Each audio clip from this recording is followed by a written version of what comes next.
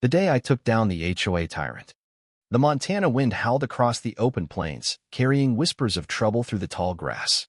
I sat on my porch, one boot steady, the other tapping a rhythm of unease. Inside, my daughter, Emily, was screaming for her service dog, Shadow. Her cries cut through me like a blade, but I stayed put. The therapist called it exposure therapy, letting her face the fear to build resilience. Every instinct screamed to rush in, but I trusted Shadow. That German Shepherd was more than a pet. He was her lifeline, her anchor in a world that sometimes felt too heavy for an 8-year-old with PTSD. When the barking started steady, controlled, I knew Shadow was working his magic. I stepped inside to find Emily curled up, her sobs quieter now, with Shadow's nose pressed to her cheek. His weight across her chest was like a shield, grounding her. I knelt beside her, brushing damp hair from her face. "You're tough, kid," I whispered. She clutched Shadow's fur, and for a moment, the world felt right. But in my gut, I sensed a storm brewing. Something ugly was coming, and when it hit, I'd be ready to unleash hell. 3 days later, trouble arrived in a tailored blazer and heels that clicked like a warning shot. Margaret Hensley, the HOA president, stood on my doorstep, her smile sharp enough to cut glass. "Mr. Carter," she said, her voice syrupy, "we need to discuss community concerns." I didn't budge, blocking her path to Emily and Shadow playing inside. Margaret's eyes narrowed. "It's about the dog.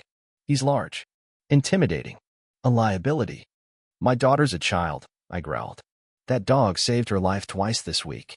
Margaret didn't flinch, but her smile tightened. She handed me a manila envelope. "Provide certifications, vet records, and psychological necessity within 72 hours, or we'll proceed." I snatched the envelope and tossed it into the dirt. Her mask slipped, and she spat. "You think you're above the rules, don't you? You and your broken kid." I stepped forward, she stepped back. My voice was low, lethal. "Don't repeat her name. You want to fight? You've got one." Margaret stormed off, her heels slicing through my lawn. This wasn't about safety. This was power, and she'd just declared war on the one thing I'd die for. 2 mornings later, I was 40 miles away on a job when my phone buzzed. Our babysitter, Lisa, was sobbing. They took Shadow. Margaret came with 2 men claiming they were health officials. They injected him with something, and he collapsed. Emily's screaming she thinks it's her fault. My blood went cold. Margaret had planned this, waiting until I was gone. She'd crossed every line: kidnapping, assault, and drugging a service animal. I hit the gas and called an old contact, Rodriguez, on a secure line. "They hit my house," I said. "Took the dog. Hurt my kid. I need backup. Loud. Now." 3 minutes, Rodriguez replied. "Target, Margaret Hensley. Assets en route." The man I'd buried under civilian life, the soldier, the ghost came roaring back. I wasn't going home. I was going to war. My dirt bike tore across the plains, engine screaming as the sun bled into the horizon. In my pack, a drone hummed, ready to hunt. Margaret's house sat on a ridge, a sterile monument to her control. But I didn't need to storm her mansion. Shadow's tracking chip pinged nearby, leading me to a rusted cattle pen 2 miles out. There was the van, hidden like a coward's secret. I launched the drone, its feed showing 2 armed men and Margaret, clipboard in hand, sunglasses hiding her guilt. In the van, Shadow lay sedated, muzzled, but alive. My chest cracked open, but I whispered, "Hang on, buddy." The drone struck, dropping a steel net that pinned the men to the dirt. Margaret shrieked, stumbling back. I roared downhill, like screaming, and blew a whistle. A herd of cattle thundered toward her, kicking up dust. She tripped, rolled, and landed face first in manure, her pride shattered. I stopped beside her, boots crunching. "You drugged my daughter's lifeline," I said, voice like ice. "You picked the wrong man." She gasped, bloodied and filthy. "This is terrorism." I stepped on her blazer, pinning her. "No, Margaret. This is a consequence." I crushed her phone under my boot and freed Shadow, his eyes dazed but fierce. "Welcome back, soldier," I whispered. But this wasn't over. Margaret thought the grassland was her worst day. She was wrong. Humiliation stings, but justice burns. I walked into the HOA office with Shadow limping beside me, his bandage a silent accusation. The receptionist froze as I slapped a flash drive on her desk. "Get me the board. Now." In the conference room, I played the footage, Margaret ordering Shadow's seizure, her men injecting him, her mocking Emily's screams. The board sat stunned as I leaned in.